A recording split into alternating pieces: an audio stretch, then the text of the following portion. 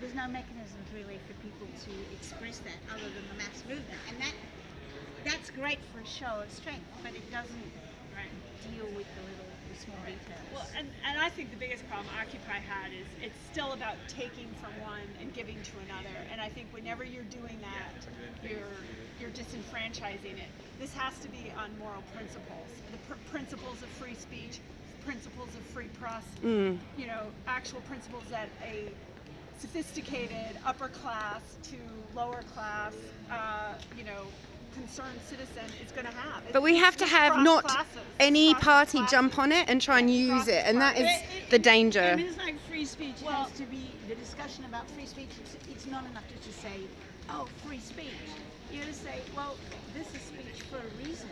Yeah. And there's some speech that there will be laws against. You know, like hate speech, there will be laws against. Right. But speech which is exposing corruption, speech which is challenging power structures, speech which is expressing dissenting opinions. That's right. But that's why we also have to challenge hate speech laws, because a lot of those hate speech laws are designed to be able to political speech is also covered in that. Yeah. Most hate speech, really want any law against speech. No, that's right. And I think we deal with the people that are having horrible opinions, and we deal with them with evidence. Exactly. Otherwise, we discredit ourselves. Yeah. Corner and spout it all out.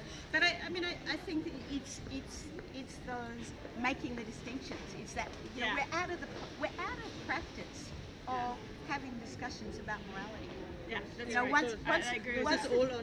Once the churches gave up their moral integrity, and people are out of practice with saying, well, I disagree with you on that, and I want to be able to disagree with you on that. Absolutely. I mean, but we can work together on this other thing. That's right. Absolutely. And that's where Occupy became the loudest voices prevailed. It wasn't a mechanism for quieter voices. That's right. So, Victoria, have you picked up the details about the bill, the official secrets bill in the UK? Have you picked up just quite how Orwellian that is? I think that this is the legislation is also just like the mass movement. The legislation is also comes from the same place, which is a desire for a better society. But it's not necessarily going to achieve that, and that's the thing. Is that it's coming. It sounds like you think it's quite innocent, but if you look at it, it actually looks like it's designed to stitch up Assange and Craig Murray and anyone else who's friends with them. Do you know what I mean? I mean, it is almost entirely designed to stitch up Assange so that if the US does drop its extradition hearing, the UK can just start its own.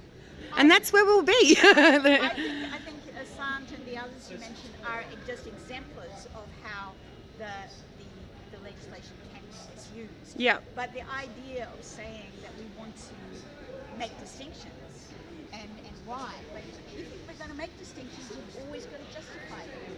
You should read Russ Pritchard's column. Did you see that, Alex? What's that?